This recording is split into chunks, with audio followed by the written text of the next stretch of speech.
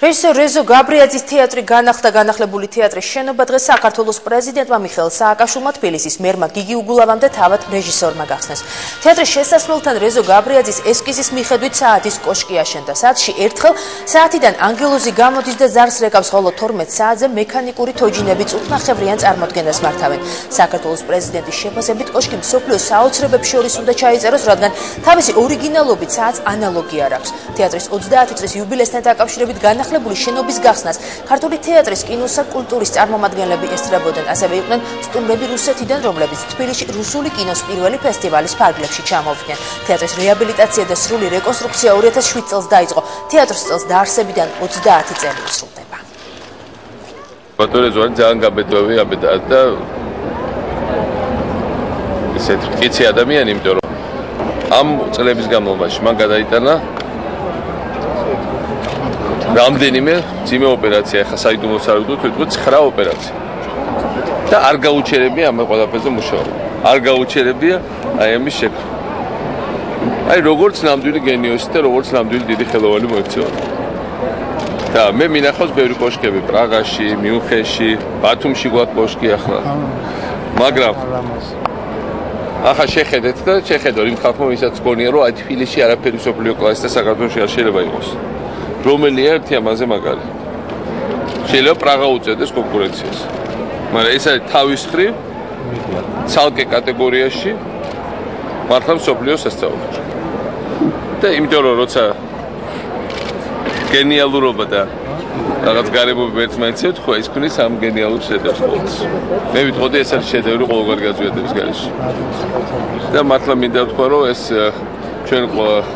ჩვენ ყველაზე არც ერთი აღარ ვიქნებით და გავასწრეულები და ეს მაინც იქნება და ივლისს და ირბეს. კოშკებისაც ცალკე კულტურა აქვს, ის რომ ბათუმში აშენდა კოშკი, ეხლა თბილისში კარგი იქნება რომ რაღაც პატარა ნიშანი ქონდეს ჩვენს პატარა ქალაქებს. ყველა პატარა ქალაქს რაღაც თავისი ნიშანი ქონდეს, თავისი სილუეტი. ამაზე კარგი იქნება თუ იფიქრებენ არქიტექტორები. ისინი ვისაც შეუძლია მათ დაეხმარონ. ისევ დიდი მადლობელი ვარ ყველაფრისათვის რომ ეხმარებოდნენ სხვა ეს კირი. კიდევ ერთხელ დიდი მადლობა ყველაფრისათვის. ყველეთ გიჩქეკველეთ ცეთეთ თბილისის ბატონო და ჩვენ გარშემო ვაღდგეთ ამ რაც ვაღდგეთ რა პრაქტიკულად თავიდან ვაშენებთ, იმიტომ რომ იყო უბრალოდ ჩამპალი ხის სახლები, რომელიც როდის დაიშლებოდა პრაქტიკულად ძირიანად ამოითხარა უმეტესობა და აშენდა მთლიანად ახალი შენობა, მაგრამ რომელიც ზუსტად იმეორებს რაც იყო მასში.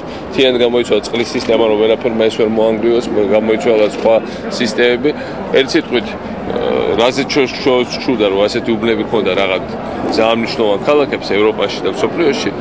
თბილისს აი ახლა ამ წლებში ეძლევა. არ არის ბოლომდე დამთავრებული, კიდევ 1-2 წელი უნდა რომ შუაჟურში მოვიდეს და მე როგორ იქნება პრეხანოვიდან წამოვა კაც ფეხით.